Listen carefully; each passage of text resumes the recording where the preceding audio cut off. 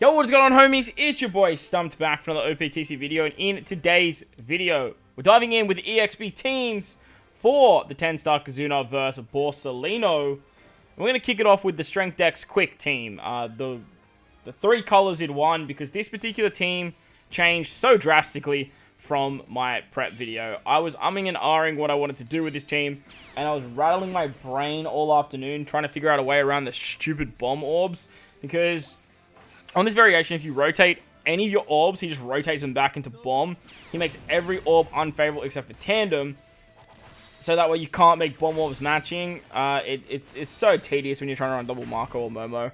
If you run Ein, or Zeph, 6+, it's not the end of the world, but man, this was actually tedious. So I just basically settled for the same thing I did with my one team versus all. I just decided, hey, let's just use tandem orbs. Well, we'll just use tandem orbs. The barrier on stage 2 was a little bit annoying as well, so I decided to use Luffy and Ace on this particular stage. Luffy and Ace are very interesting because they actually trigger the superclass for Marco, whether you're Luffy or Ace, which is super interesting. Same with Nami and Sanji. I start as Nami, who's not a fighter, and still managed to trigger the super type of Marco somehow, superclass.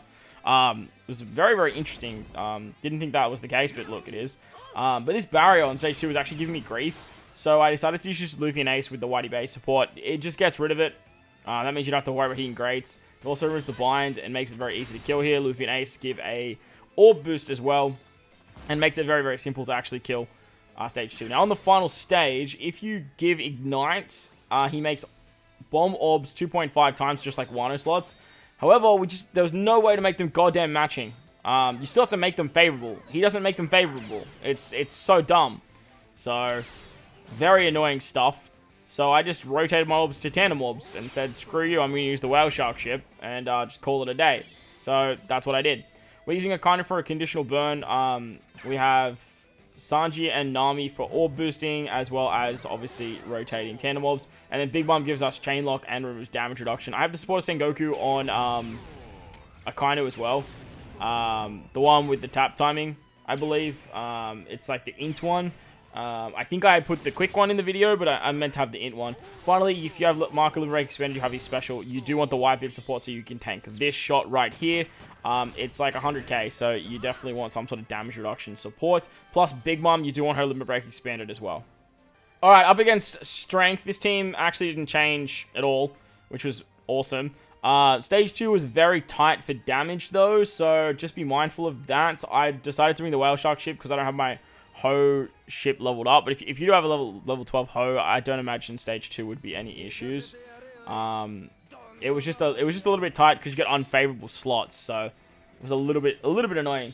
You could probably find a way to put a support on something like Jinbei, or find a support for someone else. And if you do, let me know in the comment section below, because I'd love to make this team a little bit smoother. But utilizing Marco's superclass on turn 1 because we have 5 fighters means we get an attack boost on stage 2. You definitely need that attack boost. Make sure you have that attack boost, because like I said, if you don't, the damage is actually, it's fairly tight. It's pretty squeaky, to be honest. Marco's going to give you heal. He's going to give you more HP, which is nice, because on this strength variation, you are going to take a butt ton of damage moving into the final stage. You'll take 200k after level 30. So the Jinbei Colosseum unit is fantastic for exactly this, because he gives you 2 turns of Threshold. Threshold is just way better than damage reduction moving into this next stage. So make sure you have someone that can do that, or have a very, very high damage reduction reducer. Damage reducer that is a multi-stage special. So very, very important you have that. So use Jinbei here. Jinbei gives you a chain buff as well. That definitely helps you guys out with damage. Use the other super class of Marco just to bink a little bit more damage on this stage as well. Like I said, the damage is very tight. And if you don't have Marco Limit Break Expanded, you definitely want to bring a friend captain that has a Marco that's Limit Break Expanded, because the cooldowns are pretty much just like on point. Like they're pretty close to being just like right there. I don't think I used the super class though. So like this, I would definitely use the super class because it does make the damage not nearly as tight. So make sure to use that other super class there. You don't need it for the final stage. So on the final stage though, we do get block orbs, which Black Marie takes care of. Black Marie is also going to delay the enemy, which is great past level 30, because there should be a damage limiter. So you can actually delay, which is awesome. To remove the defense up, we have Hack and then the tap timing of page 1. I believe we get Despair after level 30 as well, so Whitebeard and the Opera support on hack actually take care of that. So very, very nice stuff. Pretty straight stocks, standard, straightforward stuff here. Marco's our attack booster. We have orb boosting with Black Maria. We have a conditional boost with Black Maria. Like, we have plenty of damage here. The only upside to using Marco's... No, even still, you won't get the... Yeah. Marco's give you a 2-turn attack boost, so... Hopefully, we'll have enough damage to kill the 30% after level 30. But like I said, most of these teams, they are not going to really work, like, too late down the line. But, like, there's not going to be too many players that are getting that late down the line. Alright, finally we have int variation, and we are using double Momo. This one was by far the easiest to build for out of the 3 fights.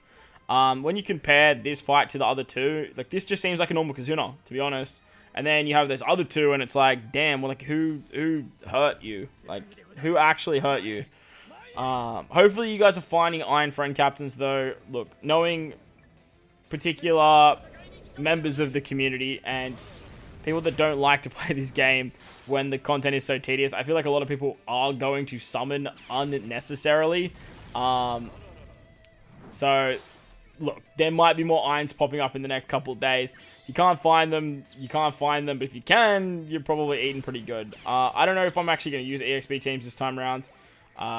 It's just this Kizuna seems so tedious that I just really don't want to play it, if I'm completely honest. Like, it's so tedious that I'm not here for it. I'm not really enjoying playing it, and I just want to get my skulls and get out. Like, I just want to get to box 7 and call it a day.